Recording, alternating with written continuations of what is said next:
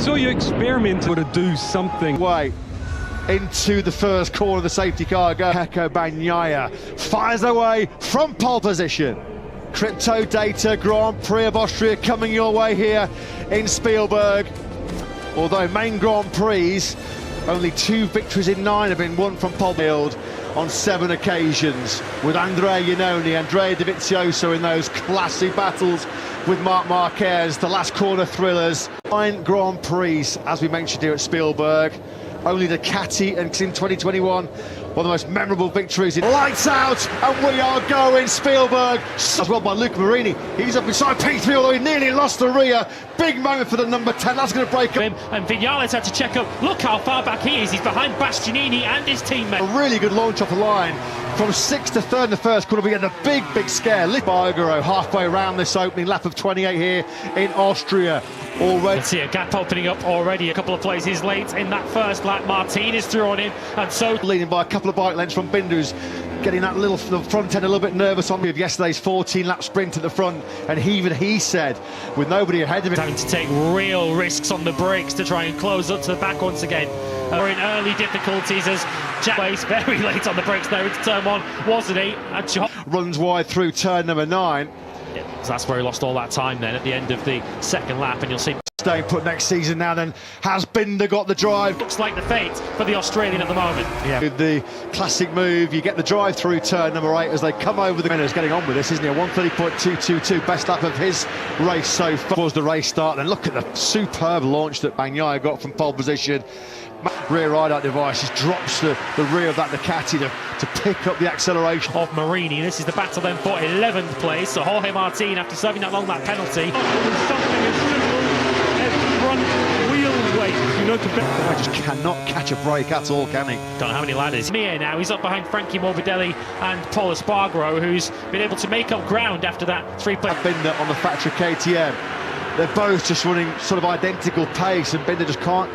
And so it means he could be trying to sit there, wait for a slap. But this is the bigger concern for KTM. Jack Miller's continuing to plummet down the order. He's in the high, and slower than the leaders are going, and surely it's a matter of time before Maverick will be as good as he's going to get, because he's a long way back of Luca Marini, and he's just getting. So he's letting frustration get the better of him a little bit here, because he feels he's got 30.3, a potential top 6, not out of the question for Martin. Your rider would want, but if it goes over, especially well over a second, then you know. Just hammer away in the low 130s as his teammate Bastianini looks to try. C16, he only just got it stopped going down, I think, to turn number 4, and this is to Espargaro, Bastianini and Martin. Yeah, Bastianini and Martin renewing the battle. Exact a measure of revenge here, and through he comes up the inside into 8th place. Yeah, that's because Bastianini got it all wrong. He got in hot going into think as Miller tries to get back through on Bastianini. So credit to Miller, he's been tenacious here, and Bastianini now loses that to Zarco, South African in 2nd, which is why he's now dropped to around 1.1 seconds off the pace, although that's nothing compared to the World Championship. He's come from a long way back here as Marco Bezzecchi. Is he going to get that Ducati stopped? Unsurprisingly, he didn't. This was the attempted and ultimately unsuccessful overtake that Marco Bezzecchi launched on Alex Marquez. 12th place, the other Pramac Ducati further up the field, Jorge Martin. He's not given up yet on potentially a top 6. Simon, this has once again been another masterclass from the world champion, Pecco Bagnaia. Additional thoughts from... Yeah, and these will all be lighting up the eyes of Luca Marini up behind him as well, as you can see. We have to factor in as well, that front tyre temperature and pressure. You just wonder as well whether Luca Marini 5 on a 20-lap-old soft rear tyre, and he's baking. If you need to be alongside when you arrive at the braking zone, you can't launch an attack like you did into turn 1 from that far back into. He squeezed the brake lever going up there to turn 1.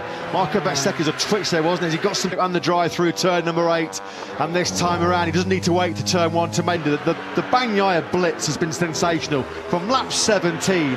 He's only just gone back. He lost some performance, and a part of the pace is only going to get slower and slower, and he could find himself in some late strife as we look again at the move from Martin and still maintain the lead. So far up the road he is. Binder did respond. Marco Bezzecchi has streaked away. The gap between Bezzecchi and Marquez finds a way through. Just got the better edge grip, the better acceleration grip. To 2nd place, Iker Lecuon's got a late long lap penalty for repeated exceeding track limits. They're on their feet, the Orange Army, as they always are here in the Red Bull Ring in Austria, out in 4th. The Grand Prix of Austria and the data in the record books says. If you're on the lookout for some late drama, your best bet is probably for 5th and 6th. Alex. The epitome of cool and composed. Supreme once again here at the Red Bull Ring in Spielberg. It's ahead of Brad Binder. Another home podium for KTM. Celebrating Maverick Vinales 6th after another terrible start from the front. How you've improved the bike meet perfectly with Pecco's rise. You say Pecco is Pecco, and his stranglehold is eyeing One World Championship point for him. So a mixed day for KTM overall.